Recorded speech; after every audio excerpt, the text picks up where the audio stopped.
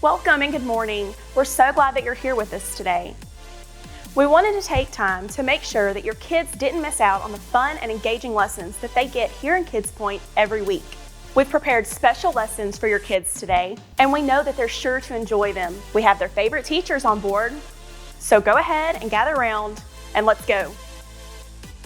Hey guys, welcome back. My name is Austin, and we're going to continue our series called DIY. Do you remember what that stands for? Go ahead, turn around and tell it to your parent.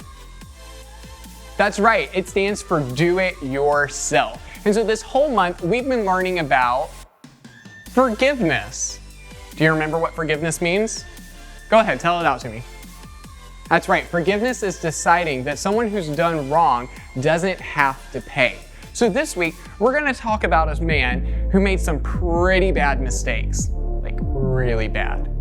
But he was forgiven in the end. Let's take a look at it.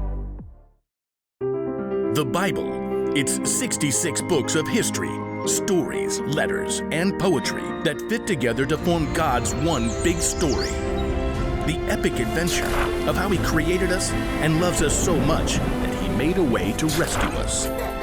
As we travel through the Bible, from Genesis to Revelation, we discover people who met God and found their lives changed forever. And now for an amazing story, inspired by the book of Luke, chapter 15, verses 11 through 24. Everywhere Jesus went, crowds gathered. Often He would heal their sicknesses, but He was more interested in healing their hearts. Blessed are those who hear God's word and obey it. Important religious leaders came to hear Jesus, but everybody else did too. Moms and dads, shopkeepers and tax collectors, misfits and other people who did wrong things. The last will be first, and the first will be last. The religious leaders were angry Jesus chose to welcome everyone. He hangs out with sinners and even eats with them. Jesus knew the hearts of the religious leaders. They believed that keeping all the rules made them closer to God than anyone else. So Jesus told them a story. There was a man who had 2 sons. Now, if Jesus were telling this story today, it might go a little something like this. There are 2 brothers. We'll call the older brother Will and the younger son Jake. These 2 young men were just a little different from each other. Father, I finished planting the barley field, cleaned out the cow stalls, and fed the goats. All before breakfast? All before breakfast. Where's your brother? In bed. Jake, come get some breakfast. Is it noon yet? I'm not getting up before noon.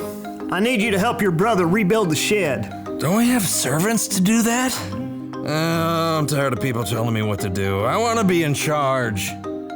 As Jake considered, he realized that one day when his father was gone, his older brother and he would split all of the money, and then he would be at least half in charge.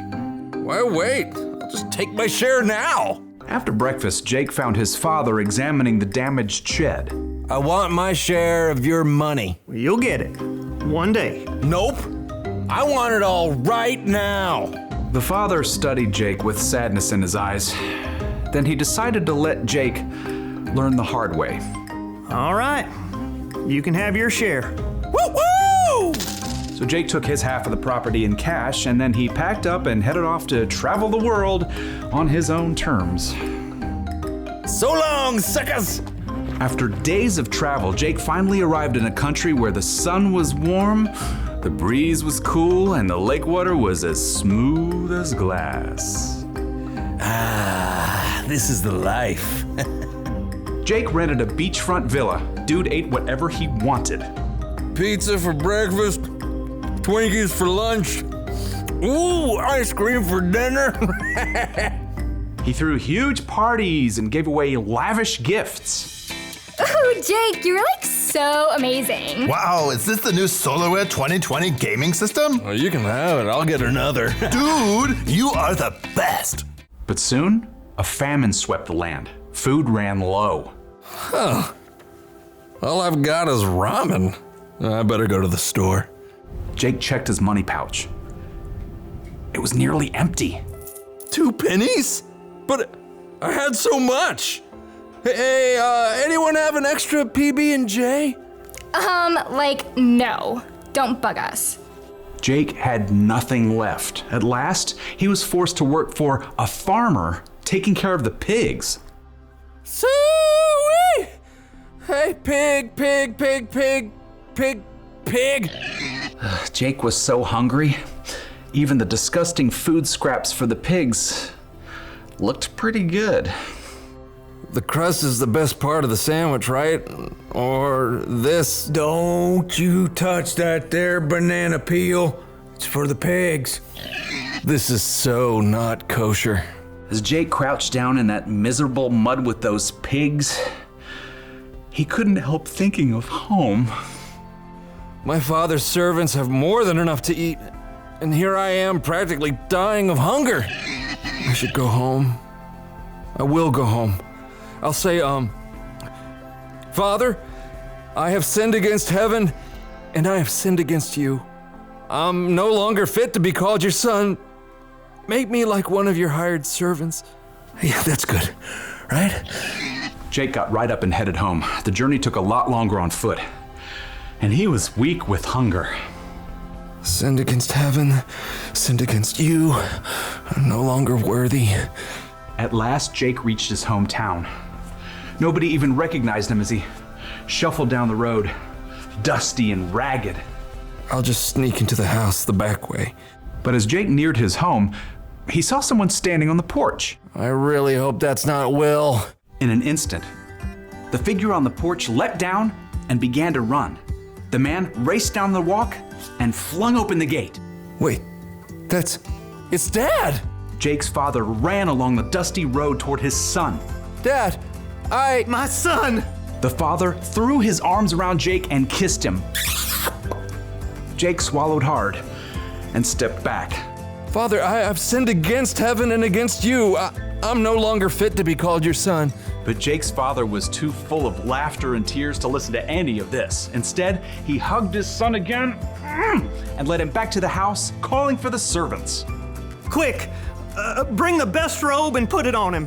Put a ring on his finger, sandals on his feet. Bring the fattest calf and kill it, and let's have a feast and celebrate. This son of mine was dead, and now he is alive again. He was lost, and now he is found. Wow, Dad, I don't deserve any of this.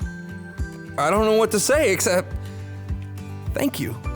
So the father had freely forgiven the younger son. But the story wasn't over yet, because Jake's older brother, Will, you remember him? He was out working hard in the fields, and well, Will would turn out to be far less forgiving than his father.